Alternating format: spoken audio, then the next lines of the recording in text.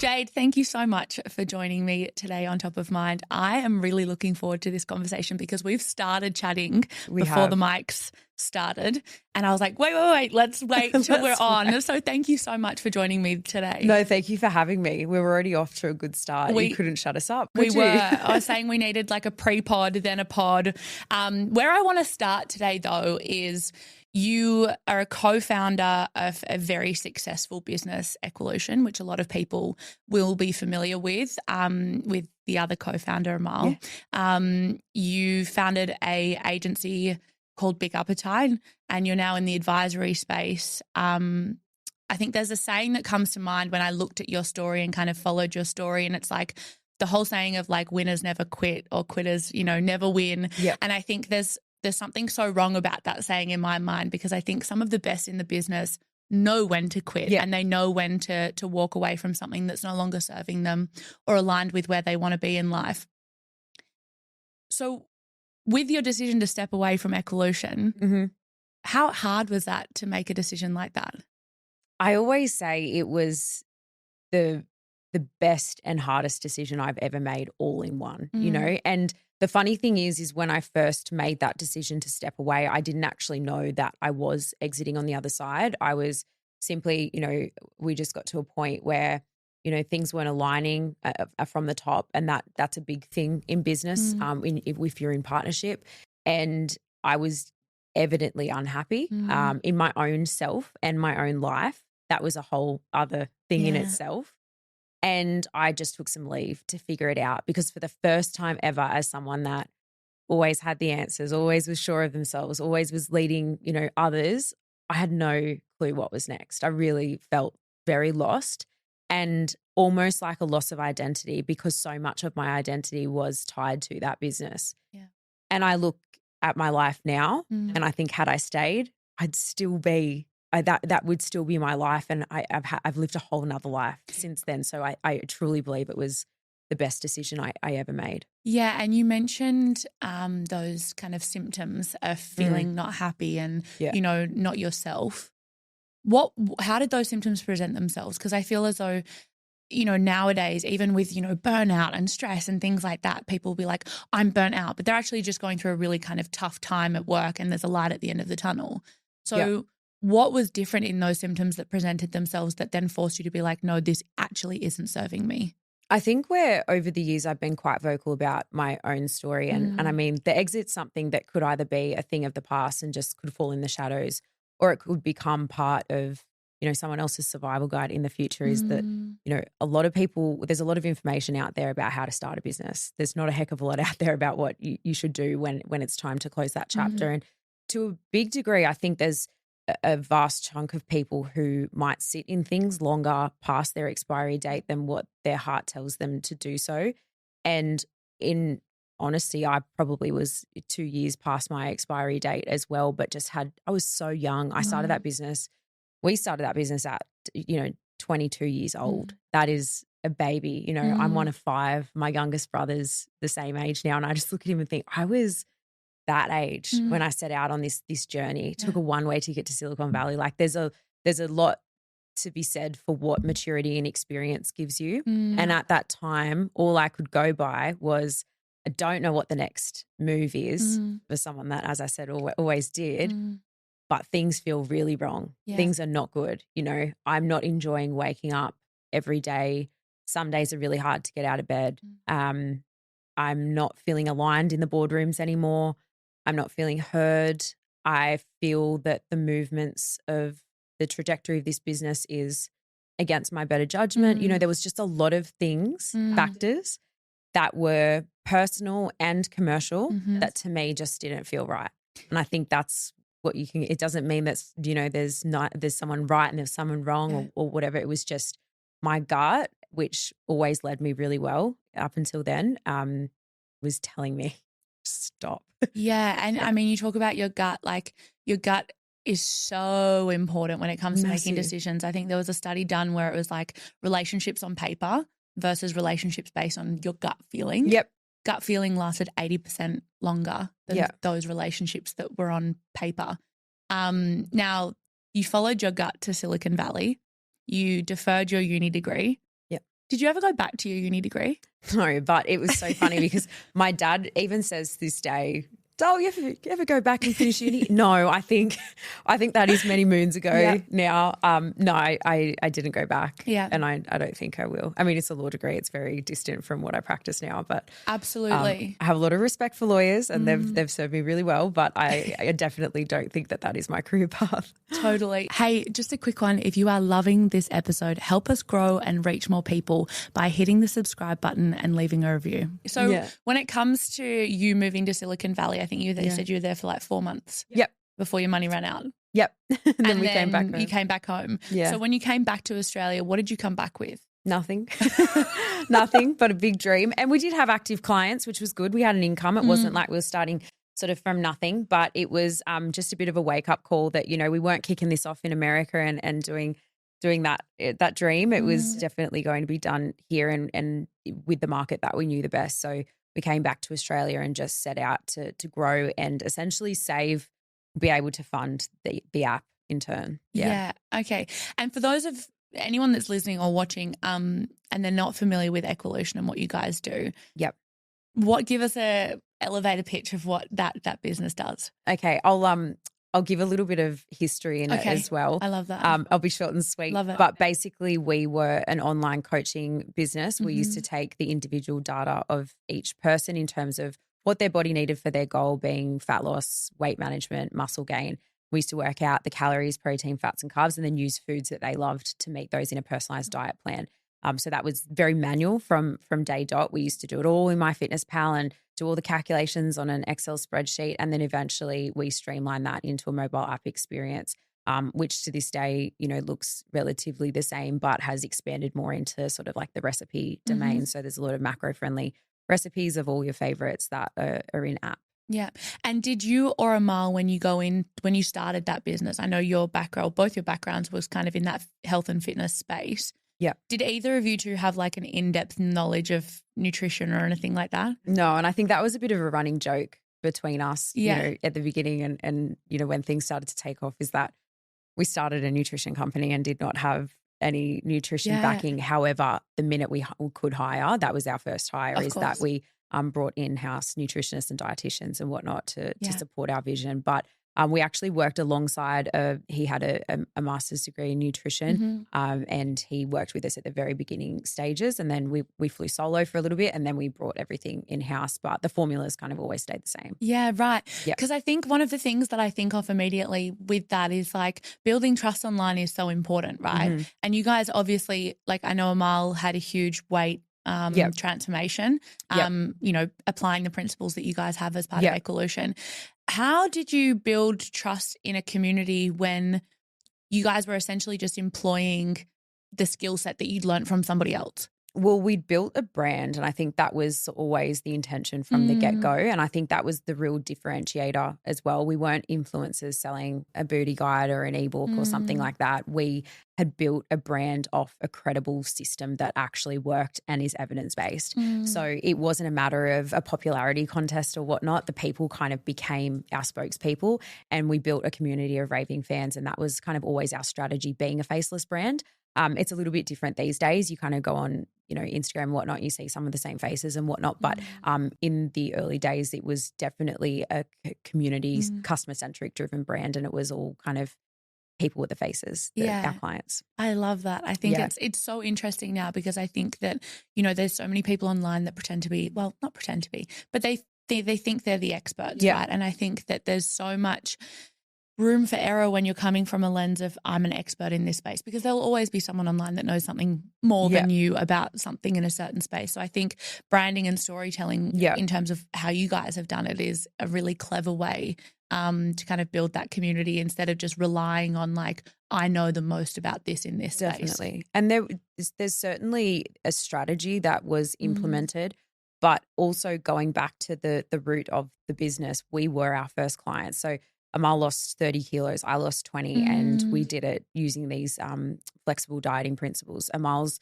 journey was a little bit more, she adopted like a clean eating approach and it was sort of with the knowledge of flexible dieting that she was like, I wish I needed this, you know. And for me, it was the only thing that ever worked. So we kind of came from sort of two different perspectives of what this evidence-based method had given us, and sort of felt it was our God-given mission to share that with the world until it wasn't mine, sort of thing. Yeah, absolutely. Now, I want to quickly go back to you exiting, and I know there's certain things that you can talk about and that you don't want to talk about, which is totally fine. But I think that when it comes to exiting, you said there's not much information out there in terms of exiting a business. To be fair, there's not much information about starting businesses. So there would be so little information out there when it comes to exiting a business. Where did you start? It was really tricky. I think the first thing that happened was that one of my advisors sort of painted the grim picture of what the future could look like if I don't make a change, right? Sure. And this was someone that is really high up in business and is a huge success. And I think that's who you should be led by, is people that are in a position where you hope to get to or aspire to get to, or they got more knowledge and experience than you. He was about 15 years my senior as well, which I think is really good to have someone that's seen a lot more than you have. And he was very for me leaving, and I couldn't quite fathom what that exactly looked like. And the first step was sort of just, think about what this means for you. Exiting can look different. You can, leave as an employee. You can sit on the board. You can still have your stake. Yeah. You've got to decide, are you in or are you out type thing. And I just decided it was best just to, while we were where we were, just to clean cut. To move on essentially. And I did have another vision at the time. So it wasn't, I was sort of like leaving with no direction. I had another app idea. And it's funny because I'm talking about 2021 at the moment. I only just got the check a month and a half ago. So it was from exiting. Yeah, it was a 3-year exit. And it's really funny because I think a lot of people think when you exit a company that there's just this big fat check waiting for you on the other side. Not the case. It's not the case at all. And I think that's something that I learned. And it was sort of like when I left, leaving a whole life behind me, freedom, all that kind of stuff, and started again. It was sort of like when I got to a point where I had done it again, then it came. So I think there was a lot of lessons that probably I needed to learn before I was rewarded or reaped the rewards, I guess, of that exit. So 3 years. Yeah. Why did it take so long? There was a lot of ups and downs. We had COVID that obviously impacted the investment process. We were subjects of investment fraud. So there was, some foul play from a opposed investor. Okay. So that took about 6 months there were 6 to 9 months of the deal, because once you sign with someone, you sign exclusivity. So that means you can't go, sell your shares elsewhere, talk about it or anything like that. You're in a deal with this person. So that kind of stole a bit of time. There was a few, various things that were speed humps in the road that, to be honest with you, the unfair thing about it was 95% were outside of my control. So, and that was the downside of leaving before the deal was done, So I think that was, it was very, very complex, and I'm really proud and happy that it's behind me now. Absolutely. Hey guys, if you are listening on Spotify, don't forget to leave us a 5-star rating. And if you have any questions, feel free to leave them in the Q&A function on Spotify. And that emotionally must have worn on you, right? Like you're trying to start a new chapter, get on with your life, figure out what's next for yourself. But you've kind of got this gray cloud hanging over your head. I think it was more the finality for me. Sure. That was difficult. Yeah. I think in terms of my life moving forward, it did that. It naturally did that. And I truly don't think had I not had that experience, it would have been so graceful to just move forward and be good at what I do. I really love what I do now, and I am really good at it. But had I not had that experience, I wouldn't be able to be, so knowledgeable and things like that in the position that I have. So I very much owe the Equalution experience to that. And I just kind of moved. I just kept moving. That's all you can do is just keep going. Yeah, there was some really rubbish days where I was just, dying for it to be over so I could move forward. But then, other great things happened in that time. There were other opportunities. I had a lot of wins, like runs on the board, which were great coming out of almost an identity crisis, because there was a part of me that was like, will this ever happen again? Yeah. In my one-hit wonder, that was always my fear. And so you mentioned you had some runs on the board. What are some runs on the board that you had post leaving Equalution? Well, I started the agency and co-founded that immediately after. I would say probably about 5 months after, Yeah. and consulted in between then. And that was 7 figures in its first 12 months and, highly profitable, moved from a manual business into a software within the first 12 months. And so I could kind of see what had previously taken, 7 years was done in the first 12 months. And it was just a confidence I think that I needed, getting back on the horse, which was really, really great. And then I think another really big pivot was just going out on my own. Like I had never had the confidence to be able to do that. Yeah. I could have done it after, straight after Equalution in the agency domain, but I chose to go into a partnership, which was great and served its purpose. But then there was this like spurt of growth where I'm like, oh, it's time.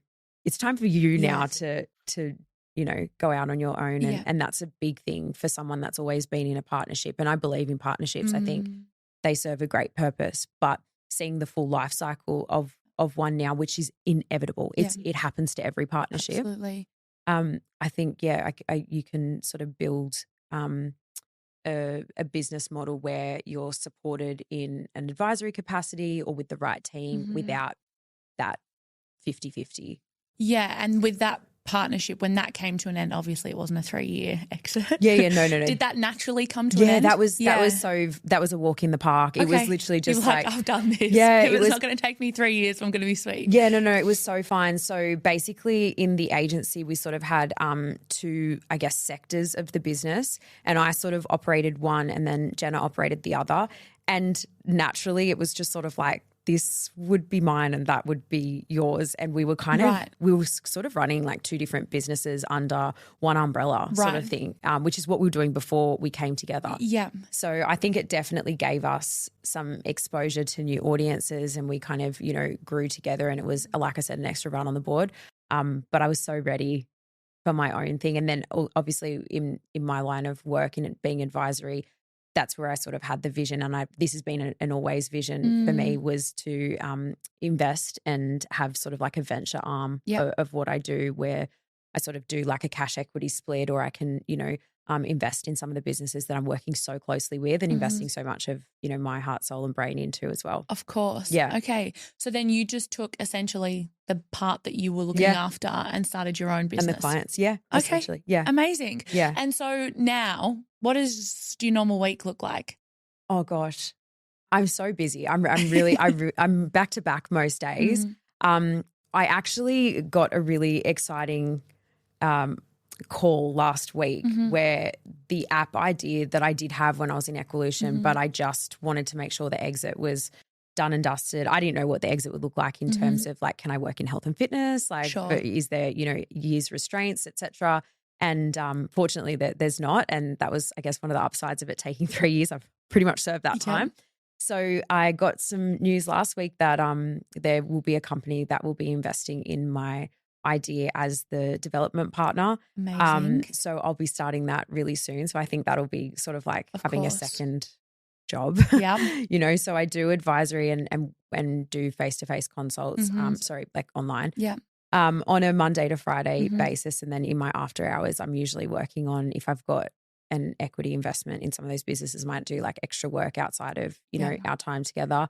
And now I'll be building this on the side. So the weeks will be looking really. And can you tell us anything about the new app? Yes, it's a business management software for online coaches and personal trainers. Okay, amazing. Yes. And what would be who would be using, obviously online coaches, but like what's the objective? What's different to what currently exists in market? So what currently exists in the market is a range of white label solutions and also branded software that pretty much largely focuses on just being able to provide their end client training plans and a check-in ability and whatnot. Sure.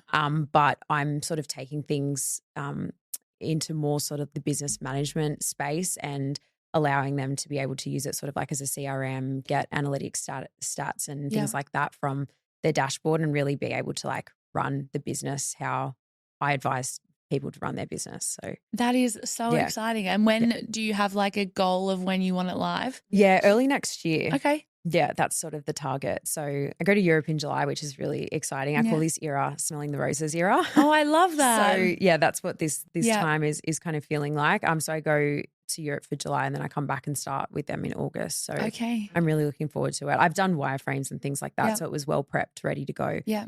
So it should be a nice, swift build. Congratulations. That's Thank so you. exciting. Yeah, it's really exciting. Yeah, that's so exciting. Stay tuned. Yes. So with that then, before we kind of wrap up the conversation about your exit and everything like that, if someone is in a business now and they're looking to exit in 5 years' time or 10 years' time, or they're looking to exit tomorrow, what is something that you wish you knew before you exited? I think just to have a plan. There's nothing wrong with having an exit plan. It doesn't mean you're any less focused or driven or dedicated to your cause. It's just a matter of formalities, just having a bit of a plan in place or an understanding at least of what you want the future to look like, because exits can look really different. You can sell down, you can sit on the board, you can still run, there's a number of different avenues that you can exercise, which I think are sort of unknown territory when you first get into business. So I think just getting educated on what a business in its mature stages looks like, because that's another thing too. Like I always say, I'm a startup girl and I love that phase. Yeah. And I think there was something about that 8-year mark and probably what 8 to 20 might look like that, I didn't necessarily find as appealing. So in those stages, what do? Do you sit on a board? Do you still want to be part of the vision mission? And then I think just understanding naturally that, we grow, we evolve, we reinvent, and how will you adapt, to that? So I think just having a plan, that's something that I wish that I knew. And I think you have to be sort of receptive to hearing that. I remember we had an advisor and he's, highly respected in the tech space in health and fitness. And when he first started working with us, he was sort of like, what's your exit plan? That was one of his first questions. I was like, we were both like, we're not going anywhere, but I just think that's great, that focus, but it's not a bad conversation to have at any time stage. And it doesn't mean that you care any less. No, not at all. Yeah, I think you're so right as well. Like, because I think when you get to that kind of 8 to 10 year mark, you're like, okay, cool. Am I staying here? Yeah. What's my next natural step? Yeah. That's really interesting. Now with Equalution, last question before we kind of move on from that space. It's okay. It was a very important part of my life. No, so I think I like it is important, but I think that there's so much more value that you have to offer than just talking about a business that you co-founded. Yeah. So my last question on it, when you came back from the US, and you were like, right, let's start marketing this. You were talking about the fact that you and Amal were already kind of case studies for the fact that it worked. How did you start marketing it? Like, how did you start getting it out there? How did you start getting the word out there? Because I know that you bootstrapped the whole thing, which means for anyone that doesn't know that you haven't had any investors in that. You've used all your own money to build it. How do you market a product or a service like that from the beginning? So in the very, very early stages, we knew the power of the transformation and the result, because our service was evidence-based, it did work, and it did have that point of difference. So all the ducks were in a row. We knew how we differentiated to what else was on the market. At the time, we were in a space where clean eating was the social phenomenon. People were trying to work out, how little they could eat or how small they could eat of the things that they actually loved and all that kind of stuff. It was very heavily focused on restriction. So we sort of knew our position. We knew that we offered something different and I guess an avenue of freedom, and we sort of used that in our marketing message. But more than anything, people want to see that it works. And so we just curated as many of those results as absolutely possible. Our mums, friends, my sister, anyone that would listen, we did their transformation, or we serviced them free of charge in exchange for their transformation. And then as we sort of matured in business, that sort of did, replicate in other ways in our marketing strategy as well. We had influencer partnerships and we really didn't do paid posts or anything along those lines. It was really just outreach. And, we know you're really into your health and fitness and you've got a goal at the moment, we'd love to help. And they would be like, yeah, I'll give it a go. And they shared with their audience. And then we started to incentivize user-generated content. So our community creating their own accounts, sharing images of their food and things like that, grocery vouchers, etc. So we really just ensured that the word was spread loud and clear. Yeah. Referral programs, Some people used to even treat the referral program like a game. You know, if they stack their chips, they can get a half price service or something like that. So good. So yeah, it was really, I think they're things that, have a bit more light now, but at the time we were just sort of snowballing what was working for us. Yeah, absolutely. And what didn't work for you guys? Is there anything that you tried in that period that you were like, oh, we won't do that again? Not really. Yeah. Not really. Paid marketing was always a bit of a, a roller coaster. Yep. 2020, it was our first relationship with it, and it was great. And then it didn't quite do the same thing in 2021, so it was always, and that's an area that, I'm not hugely knowledgeable on. I would say I'm no expert or anything like that. Yeah. So we always left that to an expert. And it was, to me, it always seemed like there was some unexplained trends and things like that, which organic, we always had a finger on the pulse. We knew exactly why things were working. So I think, paid marketing was the only thing I felt really disconnected from. Okay. Yeah. Yep. Okay. Fair enough. Thanks for listening. If you loved this conversation, don't forget to tune in to our next episode to hear part 2. Don't forget to review and subscribe if you are loving this content.